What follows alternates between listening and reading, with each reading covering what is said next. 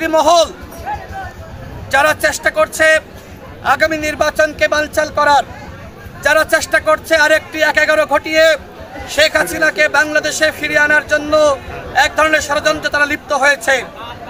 আগামী ফেব্রুয়ারি মাসে যে নির্বাচন হবে সেই নির্বাচন কেউ বানচাল করতে পারবে না।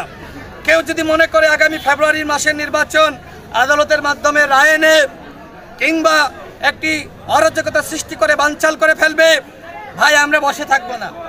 যারা এই চেষ্টা করবে এদের পিঠের চামড়া থাকবে না। আগামী নির্বাচন হতে হবে ফেব্রুয়ারি মাসে হতে হবে, এবং ফেব্রুয়ারি কি অন্য মাসে হবে না, কিংবা মার্চে হবে, এপ্রিলে হবে, এই সুযোগ নাই। আগামী ফেব্রুয়ারি মাসেই নির্বাচন হবে এবং সেই নির্বাচন ইতিহাসের সেরা নির্বাচন হবে। সেই লক্ষ্যে আমরা প্রার্থীরা যারা রয়েছি মাঠে যাচ্ছি। তবে একটি প্রশ্ন আমিও রাখতে চাই সরকারের কাছে, যে আপনারা কিন্তু এখনই পর্যন্ত নির্বাচনের পরিবেশ তৈরি করার দিকে পূর্ণ মনোযোগ দিতে পারেননি, বরং আপনারা এক ধরনের আমাদের কাছে ছেড়ে দিয়েছেন যে রাজনৈতিক দলগুলো তারাই পরিবেশ তৈরি করুক। এখন দলগুলো তো ঐক্যমতে পুরোপুরি আসতে পারে নাই, সেই দলগুলো মিলে নির্বাচনী পরিবেশ তৈরি করবে, সেটা কি সম্ভবপর নয়। সরকারের দায়িত্ব, প্রশাসনের দায়িত্ব আগামী নির্বাচন যাতে কলুষিত না হয়, আগামী নির্বাচন যাতে বিতর্কিত না হয়, আগামী নির্বাচন যাতে ইতিহাসের সেরা নির্বাচন হয়, এবং সেই ইতিহাসের সেরা নির্বাচন করতে হলে সেরা পরিবেশ তৈরি করতে হবে অন্তর্বর্তীকালীন সরকারকে। আমরা এই বক্তব্যের ধিক্কার জানাচ্ছি।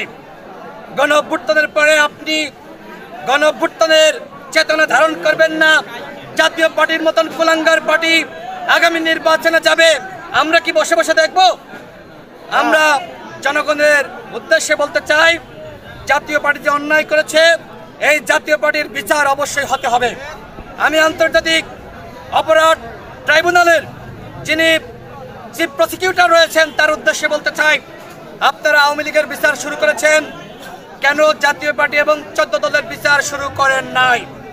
সেই প্রশ্ন আমি সরকারের কাছে রাখছি, সেই প্রশ্ন আমি আন্তর্জাতিক অপরাধ ট্রাইব্যুনালের কাছে রাখছি। সেই অন্যায়ের ক্ষমা হতে পারে না। দেখেন, আওয়ামী লীগ যে অপরাধ করেছে সেই অপরাধের সারথি ছিল জাতীয় পার্টি। সুতরাং আওয়ামী লীগের সাংগঠনিক কার্যক্রম যেহেতু নিষিদ্ধ হয়েছে, আমাদের দলের পক্ষ থেকে আমরা সবসময় জানিয়ে এসেছিলাম জাতীয় পার্টি সহ 14 দলের সাংগঠনিক কার্যক্রম নিষিদ্ধ করতে হবে। আজকে প্রেস সচিব যেটি বলেছে যে জাতীয় পার্টি নির্বাচনে অংশ নিবে কি নিবে না সেটি তাদের বিষয়। আন্তর্জাতিক অপরাধ ট্রাইব্যুনালে দল হিসেবে আওয়ামী লীগ, জাতীয় পার্টি এবং 14 দলের বিচার হতে হবে, এবং আওয়ামী লীগের মধ্যে যারা অন্যায় করেছে, অপরাধ করেছে তাদের বিচার হতে হবে। ব্যক্তির বিচার, দলের বিচার দুটি হতে হবে। কিন্তু যারা জুলুম করে নাই, অন্যায় করে নাই, অপরাধ করে নাই, আমরা তাদের সাথে জুলুম করব না।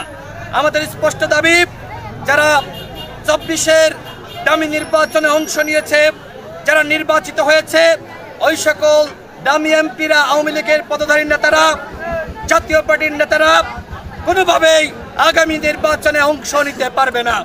গণ অভ্যুত্থানের পরে অবাধ, সুষ্ঠু, নিরপেক্ষ নির্বাচন যেমনিভাবে হতে হবে, তেমনিভাবে ফ্যাসিবাদ মুক্ত নির্বাচনও সাধারণত জোট করে নির্বাচনে অংশ নেয়।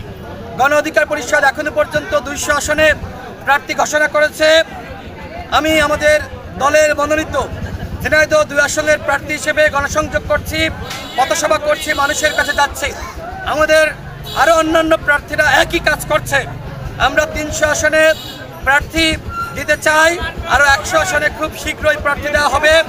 আমরা তফসিলের পরে আমরা যদি জোট করি সেটি আপনাদেরকে আমরা জানিয়ে দিব।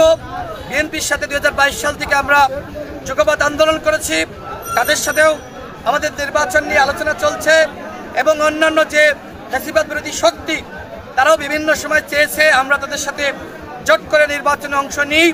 আমরা এখনো পর্যন্ত এই আলোচনার পর্যায়ে রয়েছি। চূড়ান্ত কোনো সিদ্ধান্ত এখনো পর্যন্ত জোট করার বিষয়ে আমরা গ্রহণ করি নাই। তফসিল ঘোষণার পরে আমরা সিদ্ধান্ত নিব যে আমরা কার সাথে জোট করব।